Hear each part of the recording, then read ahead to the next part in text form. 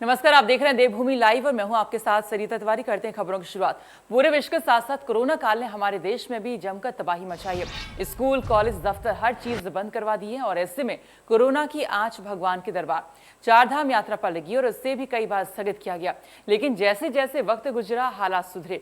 भगवान की चारधाम यात्रा भी फिर से शुरू हो गई है। हालांकि बाकी चीजों के पहले खुल जाने से भगवान के भक्तों में चारधाम यात्रा में रुकावट का एक मलाल भी रहा। लेकिन उत्तराखंड सरकार ने लोगों में आतुरता को देखते हुए सीमित श्रद्धालुओं के साथ साथ चारधाम यात्रा को अब अनुमति देती है और अब चारधाम यात्रा में यात्रियों की सीमित संख्या पर पाबंदी पर भी पूरी तरह से रोक हटा दी है। हालांकि सरकार कोरोना नियमों का किस तरह से पालन कराती है, ये सवाल विपक्षियों की ओर से जरूर उठाए जाएंगे और इसी मुद्दे पर चर्चा करने के लिए कुछ आज हमारे साथ मेहमान हैं।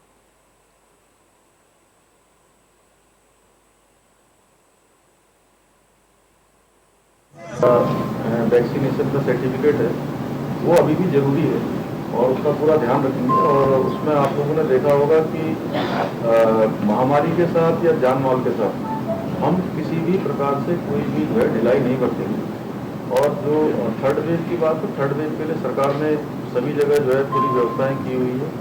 सभी जगह अपने अस्पतालों में आईसीयू बेड से लेकर वेंटिलेटर, छोटे बेड, छोटे बच्चों की सुविधाएं, छोटे बच्चों के स्वास्थ्य के सारी व्यवस्थाएं हमारी। और हमने प्रदेश का काम भी चलना चाहिए और हमारे जो पूजा कार्मिक हैं उनकी जो बातें जरूरी है उन पर भी सरकार का पूरा ध्यान है। सरकार उस पर भी ध्यान देगी और साथ ही साथ व्यवस्था बनी रहे। सरकार का काम है व्यवस्था भी बनी रहे, उसके लिए भी जो जरूरी होगा उसके लिए हमने सारे इंतजाम किए। बचाने के लिए जो जरूरी होगा, प्रदेश के लिए जो अच्छा होगा वो हम लोग करेंगे। और मैंने कहा कि सब प्रदेश के अंदर रहने वाले लोग, चाहे कोई किसी विभाग में काम कर रहा है, कोई किसी क्षेत्र में काम कर रहा है, सारे लोग हम प्रदेश के लोग हैं और मिलजुल कर प्रदेश को आगे ले जाने की जिम्मेदारी हमारी है। तो चारधाम यात्रा अब शुरू हो रही है और ऐसे में तमाम व्यवस्थाएं अब उत्तराखंड सरकार की तरफ से वहां पर की जा चुकी हैं और एक जो सीमित संख्या थी कि जो तीर्थयात्री हैं इस लिमिटेड संख्या में जा सकते हैं, अब उसको हटा दिया है। तो ये पाबंदी हट गई है। तो इसमें अब कोई भी आपको बता दें वहां पर जा सकता है और वहां पर तमाम श्रद्धालुओं के लिए, पर्यटकों के लिए व्यवस्थाएं वहां पर की गई हैं।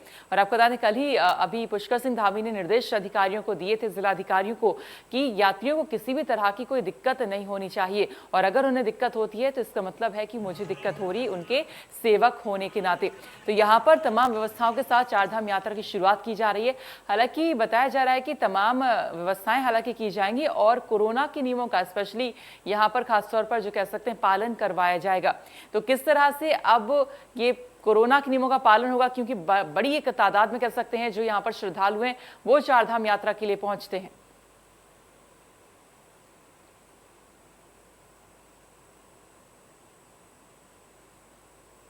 अब इसी पर चर्चा करने के लिए हमारे साथ जो खास मेहमान जुड़े हुए हैं वो सुरेश जोशी, प्रवक्ता हैं भारतीय जनता पार्टी से। इसके अलावा भारत सिंह चौहान संयोजक हैं चारधाम होटल एसोसिएशन के। आप दोनों का बहुत स्वागत है और बाकी मेहमान हमारे साथ जुड़ेंगे। तो सुरेश जी, आपके पास यहाँ पर आना चाहूंगी। आपकी सरकार है, थोड़ा सा बताइए कि क्या क्या व्यवस्थाएं आपने की हुई हैं।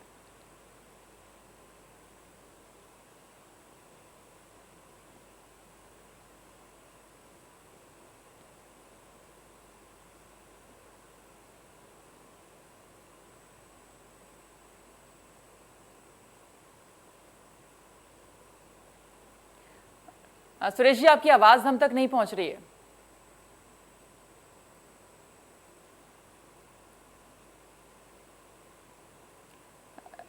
लखपत जी, क्या आप तक आवाज हमारी पहुंच रही है? जी लखपत जी की आवाज हमारे पास आ रही है। बाकी और जो गेस्ट हैं आप तब तक अपना ऑडियो ठीक कर सकते हैं। लखपत जी, क्या आपको लगता है कि इतनी बड़ी तादाद में श्रद्धालु पहुंचते हैं चारधाम की यात्रा के लिए, क्या एक माकूल व्यवस्थाएं वहां पर हो सकेंगी? क्या आपको लगता है कि कोविड के नियमों का पालन हो पाएगा? देखिए सरिता जी, ये कांग्रेस पार्टी का नहीं कहना, ये तो सरकार खुद हाई कोर्ट और सुप्रीम कोर्ट ने हलफनामा दे चुकी है कि हमारे बस में यात्रा करानी नहीं है जी। लेकिन क्योंकि 4 महीना 4.5 महीना यात्रा स्थगित रही है, जिस तौर पे सरकार ने हाई कोर्ट में अपना पक्ष रखा और हाई कोर्ट उससे संतुष्ट न हुआ और इनको सुप्रीम कोर्ट जाना पड़ा। सुप्रीम कोर्ट से रूल आउट करने के बाद हाई कोर्ट आना पड़ा, फिर विनती करनी पड़ी हमें 400-500 लोगों की व्यवस्था कीजिए, 800 लोग जाने दीजिए। अब क्योंकि यात्रा का समय बहुत कम बचा हुआ लगभग 1.5 महीने का समय है। और जब से ये देवस्थानम बोर्ड बना है, क्योंकि कांग्रेस ने इस देवस्थानम बोर्ड का सड़क में भी विरोध किया था, सदन में विरोध किया था, इनकी व्यवस्थाएं पिछले 1.5 साल से, जिसको कह सकते बिल्कुल भी कोई व्यवस्था नहीं।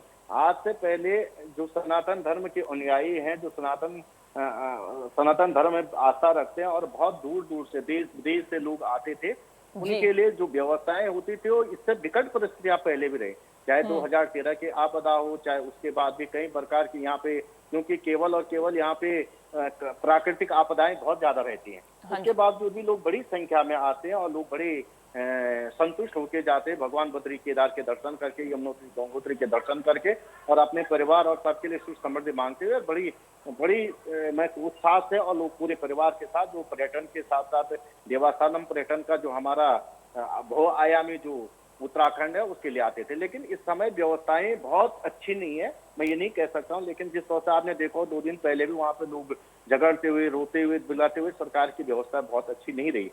लेकिन माननीय हाईकोर्ट ने का धन्यवाद देना चाहूंगा, क्योंकि सरकार नाम की चीज उत्तराखंड में नहीं रही, इसको तो पूरा उत्तराखंड को हाईकोर्ट चला रहा। आपने देखा हो किसी भी मामले में जितने भी फैसले हो, चाहे कुंभ का मामला रहा हो, चाहे आपने देखा होगा चार धाम का मामला रहा हो, और चाहे स्कूलों में एग्जाम कराने से लेकर हो, चाहे हर व्यवस्था में, चाहे कोविड काल में भी पूरे की पूरे प्रदेश को हाईकोर्ट चला रहा। तो हाईकोर्ट ने इस समय कहा कि यात्रा जा सकती है, तो ये व्यवस्था करना सरकार की नैतिक जिम्मेदारी है कि हमारे देवभूमि में जो आदमी आता है, जो हमारे केवल पर्यटन से, धार्मिक पर्यटन से जुड़े हुए लोगों के अलावा भी और लोग आते हैं, तो उनका सत्कार करें, ठीक है। उनका स्वागत करें। सुरेश जी के पास यहाँ पर आना चाहूंगी, पहले जानना चाहूंगी आप तक क्या हमारी आवाज पहुंच रही है? नहीं, आपकी आवाज तो आ रही है मुझे, लेकिन मेरी आवाज आ रही है आपको? जी, आपकी भी अभी आ चुकी है। तो लखपत जी का बयान, हालांकि आपने सुना होगा अभी उन्होंने क्या कुछ कहा। उन्होंने कहा है कि जो अभी तक की जो मैनेजमेंट, जो व्यवस्थाएं रही हैं, वो बिल्कुल भी ठीक नहीं रही हैं। तो इसको लेकर अभी फिलहाल आप क्या कहेंगे? जो अभी की व्यवस्थाएं रहेंगी चारधाम यात्रा की श्रद्धालुओं के लिए, क्या कुछ इंतजाम इसके लिए रह रहे अभी मतलब है? हाँ, देखिए, पहली बात तो सरिता जी, मैं पहले जैसे आपको शुरुआत की थी, मैं कह रहा था कि ये हमारी जो आध्यात्मिक यात्रा है जी, इस यात्रा में सिर्फ उत्तराखंड नहीं, देश और दुनिया के लोग इसमें आते हैं जी। तो सरकार की एक जिम्मेदारी बनती है, और सरकार उस जिम्मेदारी का बखूबी निर्वहन भी कर रही है। माननीय मुख्यमंत्री जी की भी अभी आपने बाइट दिखाई थी कि हम लोग जो चाहते हैं कि भाई अधिक से अधिक श्रद्धालु आए और उनको किसी तरह का कोई कष्ट न हो, किसी तरह की कोई दिक्कत न हो। उसके लिए सरकार शुरू से प्रयास कर रही है, और हमने पहले भी 2-3 चरणों में यात्रा को खुलवाने का प्रयास किया था, लेकिन उसमें माननीय न्यायालय ने उसमें अनुमति नहीं दी थी।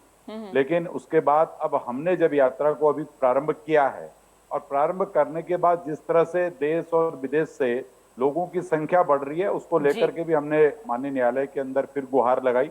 और आज हम सबका सौभाग्य है, पूरे सनातन धर्मियों का और हिंदुत्व को मानने वाले लोगों का, कि चारधाम यात्रा के लिए माननीय न्यायालय ने भी सारी रोकें, सारी बंदिशें समाप्त कर दी हैं।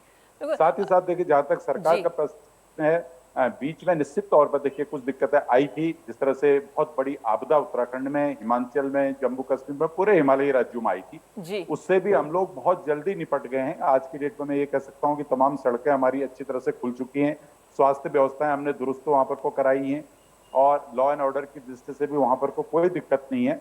सारी समस्याओं का हमने समाधान किया। लेकिन आज भी एक प्रश्न जो खड़ा होता है वो ये होता है कि कोरोना देश और दुनिया से अभी समाप्त नहीं हुआ है, इसलिए कोरोना समाप्त नहीं हुआ है तो हम श्रद्धालुओं से भी अपेक्षा रखते हैं, उनसे भी हमारा एक आग्रह रहता है कि कोरोना के जितना मैक्सिमम हो सकता है उसके नियमों का हम लोग को पालन करना चाहिए, और उसमें सरकार को या जो वहां पर काम देखने वाले सामाजिक संगठन है उनको सपोर्ट करना चाहिए। लेकिन मैं ये कह सकता हूं कि सरकार के स्तर से कहीं पर भी किसी तरह की कोई कमी नहीं है। लेकिन अब देखिए, कांग्रेस के मित्र बार बार कहते हैं कि सरकार को तो कोर्ट चला रहा है। अब जब कोर्ट ही चला रहा है तो जो चीजें आपके मनपसंद नहीं होती है वो तो कोर्ट चलाता है। जहां पर आपको दिक्कत आती है आप कहते हैं साहब सरकार तो फेल हो गई है, सरकार तो हमारा उत्पीड़न कर रही है। तो इसका मतलब तो अगर प्रदेश के अंदर कोई भी स्थिति हो रही है, तो अगर जब न्यायालय उस व्यवस्था को कर रहा है। लगभग जी, यहाँ पर सुरेश जी कह रहे हैं कि अभी इस बार चारधाम के लिए, श्रद्धालुओं के लिए तमाम व्यवस्थाएं यहाँ पर की हुई हैं, इस पर आप क्या कहेंगे? जी, जोशी जी बहुत वरिष्ठ हमारे आदरणीय भी हैं। मैं कहना चाह रहा हूँ कि ये बहुत अच्छी सरकार की व्यवस्थाएं थी। सनातन काल की, सनातन धर्म की, सनातन इतिहास में पहली बार हुआ कि भगवान बद्रीनाथ के कपाट खोलने की तिथि बदली गई। एक रावल जी को क्वारंटीन नहीं कर पाए, इनकी व्यवस्थाएं हैं। कुंभ के अंदर हिंदुस्तान दुनिया सारी दुनिया का सबसे बड़ा घोटाला कुंभ के अंदर इन्होंने किया। ये सनातन धर्म की आस्था पे किस तरह का कुठाराघात है, और सरकार को कोर्ट चला रही है। इसलिए कह रहा हूं कि इनको इतना डर है कि इन्होंने उत्तराखंड में एस्मा लगा दिया है, और ये जो लोकतंत्र खत्म करने का काम कर रहे हैं। मैं आपसे कह सकता हूं, जब सरकार के बलबूते कुछ नहीं होता है तो लोग कोर्ट में जा रहे हैं, और कोर्ट डायरेक्शन दे रहा है। डायरेक्शन देने के बाद ये सारे काम हो रहे। मैं जोशी जी से एक सवाल पूछना चाह रहा हूं। जोशी जी, जब 28 जून को सरकार को हाईकोर्ट में अपना पक्ष रखना था, तो हाईकोर्ट में आपने पक्ष क्यों नहीं रखा, और हाईकोर्ट ने क्या डांट लगाई आपको कि आपके अधिकारियों को कोर्ट के सामने पेश होने की तमीज नहीं है? आपके मुख्य सचिव को इनको सिखाना चाहे, इनकी क्लास लेनी चाहे, उसके बाद कोर्ट में भेजना चाहे, और हाई कोर्ट ने नाराज होकर आप पे टिप्पणी करते हुए आपको मजबूरन सुप्रीम कोर्ट जाना पड़ा। यदि सरकार इतनी मजबूत है, इतने सरकार को चलिए लखपत जी, आपका कहना है कि जो मिसमैनेजमेंट जो आप कह रहे हैं यहाँ पर की सरकार की तरफ से हर बार रहता है, कुंभ में भी आपने इस तरह की चीजें देखी हैं। ठीक है, भारत सिंह चौहान के पास पहले यहाँ पर आते हैं। अभी आपने देखा कि जो चारधाम की यात्रा है इसमें काफी अभी डिले हो रहा है, अब 2-3 महीने के बाद यहाँ पर होनी है, तो इस बीच क्या कुछ रहा, साथ ही चारधाम यात्रा को लेकर आपके होटल की तरफ से यानी कि क्या कुछ इंतजाम आप लोगों ने किए हुए? मेरे से पूछा जा रहा है? जी भारत जी, आपसे। हाँ, भरत सिंह चौहान बोल रहा हूँ। मैं सबसे पहले आपका इंडिया टीवी का धन्यवाद करना चाहता हूँ, और चारधाम होटल एसोसिएशन की तरफ से जी पहले उच्चतम न्यायालय जी का और सरकार का भी, दोनों का पक्ष जो आज आया है पूरे चारधाम में, वो सब क्षेत्र के लोग, चारधाम से जुड़े हुए व्यवसाय से लोग हैं, होटल एसोसिएशन के लोग हैं, टूर ऑपरेटर लोग हैं, और जो भी इस व्यवसाय से जुड़े हैं, आज बहुत खुशी है क्षेत्र में, पूरे चारधाम में। जो संख्या की बाध्यता थी वो सब हाई कोर्ट ने खत्म कर दी, और ई पास भी खत्म कर दिया। इसके लिए हम सरकार का भी और अपने होटल एसोसिएशन का भी धन्यवाद करते हैं, और उच्चतम न्यायालय का भी धन्यवाद करते हैं, और आप सब मीडिया कर्मियों का भी हम धन्यवाद करते हैं। चारधाम होटल एसोसिएशन, हम तहे दिल से आपका आभार व्यक्त करते हैं। बिल्कुल, और साथ ही कोर्ट ने जो एक सरकार ने पाबंदी थी वो भी खत्म कर दी, यानी कि आप कितनी भी संख्या में श्रद्धालु आ सकते हैं। तो इससे भी कहीं ना कहीं एक कह सकते हैं कि यहाँ पे होटल्स, जहाँ जितने भी वहां पर रेस्टोरेंट्स हैं, तो काफी कह सकते हैं कि मुनाफा इस बीच यहाँ पर हो सकता है। और इस बीच आपने देखा कि पिछला जो थोड़े कुछ महीने रहे लॉकडाउन के, इसमें कह सकते हैं कि लॉस काफी कुछ हुआ होगा। हाँ, कहीं ना कहीं ये जो 2 साल से कोविड का चक्कर चल रहा था, तो क्षेत्र में आर्थिक तंगी है, क्योंकि पर्यटन उत्तराखंड की रीढ़ है।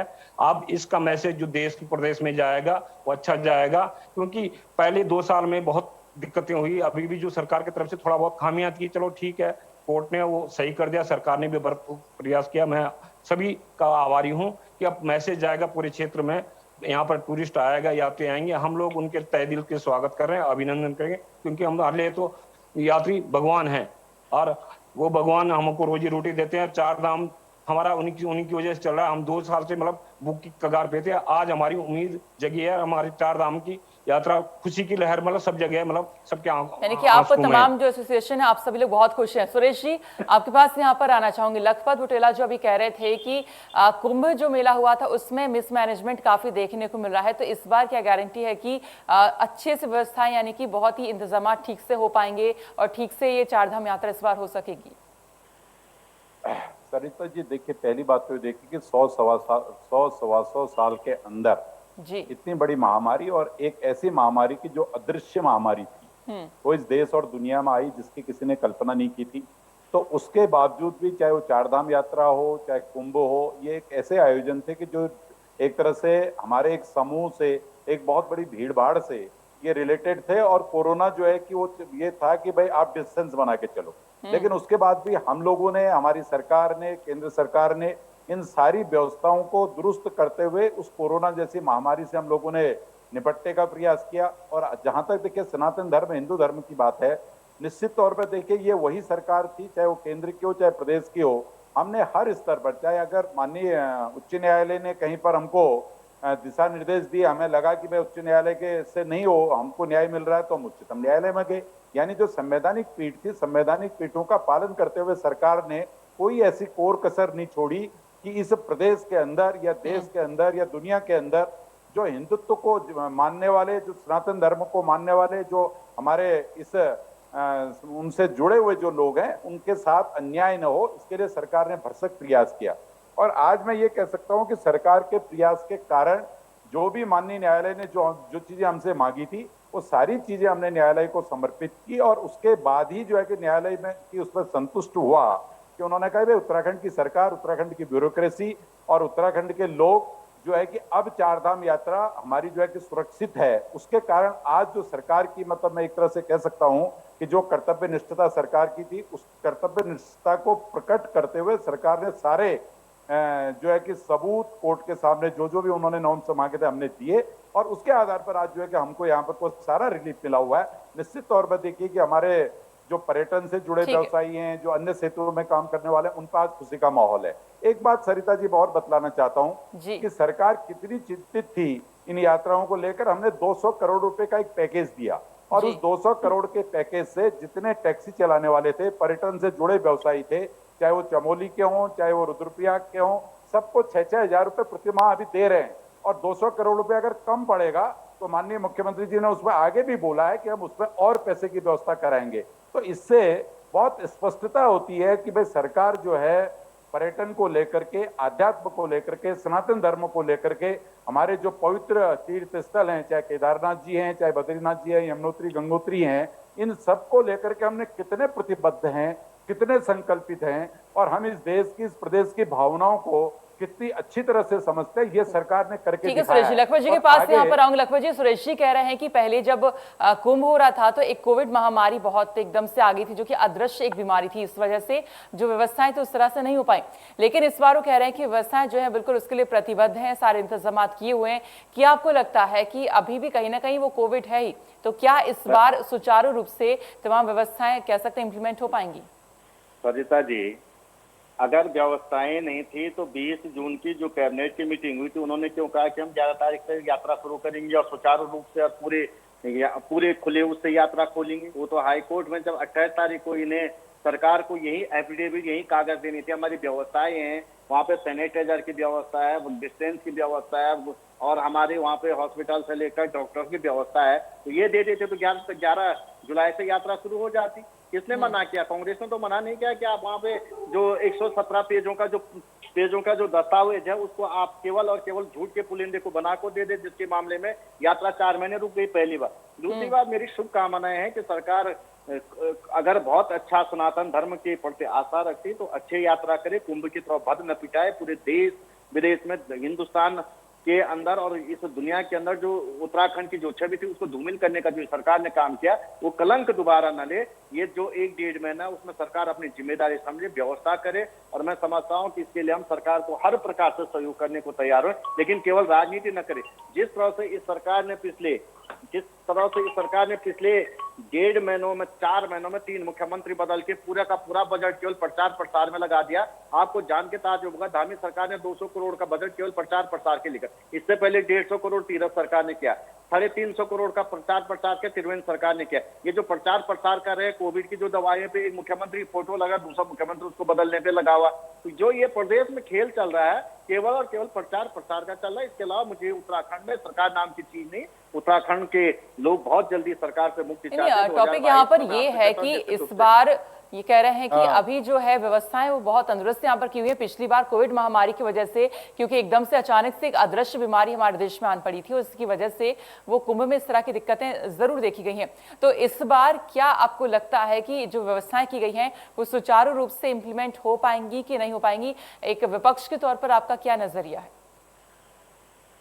जी मुझे पूछें। जी लखपत जी। देखिए सरिता जी, मैं कहता हूँ सरकार भगवान बद्री केदार सरकार को सद्बुद्धि दे, सरकार अपनी जिम्मेदारी को समझे, जिम्मेदारी का निर्वहन करे और सरकार ये केवल प्रचार प्रसार और केवल चुनाव में न लगे। ये महत्वपूर्ण जिम्मेदारी है और इस जिम्मेदारी को बड़ी अपनी कर्मनिष्ठा से निभाए। ये हम कह रहे हैं, हम सहयोग देने को तैयार, लेकिन केवल और केवल प्रचार प्रसार करेगी सरकार और केवल अपनी तस्वीर चमकाने के अलावा इसके अलावा कोई काम नहीं करेगी। तो मैं पुनः कह सकता हूं कि मैं पहले भी कह चुका हूं, सरकार नाम की चीज नहीं है। 3-3 मुख्यमंत्री इसलिए बदलने पड़े और ऐसा ना हो कि हमारी चारधाम यात्रा पे भी ये पन्निंग लगा दे और कलंक लगाने का काम करे। मैं भगवान बद्री केदार से दुआ करता हूं कि इन्हें सद्बुद्धि दे और ये यात्रा सुचारू रूप से जो भी। ठीक है, भारत जी के पास यहाँ पर आऊंगी। भारत जी, अब वो चारधाम यात्रा शुरू होने वाली है और ऐसे में बहुत एक कह सकते हैं असंख्य लोग वहां पर, असंख्य श्रद्धालु वहां पर पहुंचते हैं।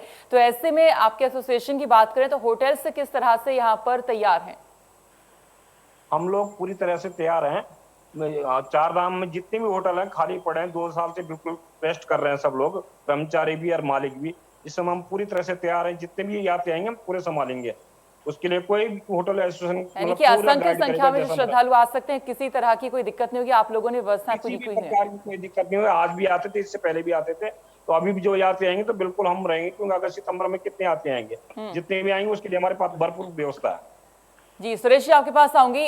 बेहद ही कह सकते हैं कि बड़ी जिम्मेदारी यहाँ पर है सरकार के ऊपर, क्योंकि बहुत असंख्य संख्या में श्रद्धालु यहाँ पर पहुंचते हैं, तो ये एक जिम्मेदारी निभाना कहीं ना कहीं ये एक आप बड़ी रिस्क भी यहाँ पर कह सकते हैं, तो ये सुचारू रूप से निभा सकेंगे? हाँ, देखिए सरिता जी, मैं पहले तो जो 2-3 प्रश्न खड़े किए गए हैं कांग्रेस की तरफ से, मैं उनका जवाब दे दूं। उन्होंने कहा कि आपने तो 11 जुलाई से यात्रा चलाने की नहीं चलाई थी। हम 11 जुलाई से भी चरणबद्ध यात्रा चलाने के लिए तैयार थे, हमारी पूरी तैयारी थी, लेकिन माननीय न्यायालय उससे संतुष्ट नहीं था, इसलिए वो यात्रा बंद हुई। उसमें सरकार की तरफ से न तो किसी स्वास्थ्य की दिक्कत थी, न उसमें कोई नागरिक सुरक्षा की दिक्कत थी, न कोई सैनिटाइजर की दिक्कत थी, कोई दिक्कत नहीं थी। हम उसको डिस्ट्रिक्ट वाइज, उसके बाद स्टेट वाइज और उसके बाद पूरे देश पे चलाने के लिए तैयार थे, चरणबद्ध तरीके से। और जहां तक देखिए आज का प्रश्न है, आज मैं आपको बहुत स्पष्ट तौर पर आपके नेशनल चैनल के माध्यम से बतलाना चाहता हूं कि हम पूरी तरह से यात्रा को संचालित करने के लिए और उस यात्रा को सुखद बनाने के लिए, और जिस भावना से श्रद्धालु उत्तराखंड में आ रहे हैं उनकी भावनाओं के साथ कोई ठेस न पहुंचे, वो अच्छी तरह आए, अच्छी तरह यात्रा करें, और उसके लिए पूरी तैयारी सरकार की है, किसी भी स्तर पर, चाहे रोड के स्तर पर हो, चाहे स्वास्थ्य के स्तर पर हो, चाहे कानून व्यवस्था के स्तर पर हो, चाहे श्रद्धालुओं की संख्या कितनी भी बढ़ जाती है, हम उसको कंट्रोल करने की स्थिति में, हमारा जो सिस्टम है उसमें हमने पूरे जिलाधिकारी, यानी कि सरकार की तरफ से हर लेवल पे आप कह रहे हैं कि तैयारियां की हुई हैं चार धाम के श्रद्धालुओं के लिए। खैर अभी समय की कमी है, आप सभी मेहमानों का बहुत बहुत शुक्रिया हमारे आज के इस चर्चा में जुड़ने के लिए। तो आपको बता दें, चार धाम यात्रा शुरू होने वाले, इसको लेकर उत्तराखंड सरकार ने पूरी तैयारियां यहाँ पर की हुई, यानी कि आप बेझिझक होकर बिना किसी चिंता के चार धाम यात्रा के लिए जा सकते हैं। तो फिलहाल आज के लिए देवभूमि लाइव में इतना ही, आगे खबरें जारी हैं, आप देखते रहिए इंडिया न्यूज। नमस्कार।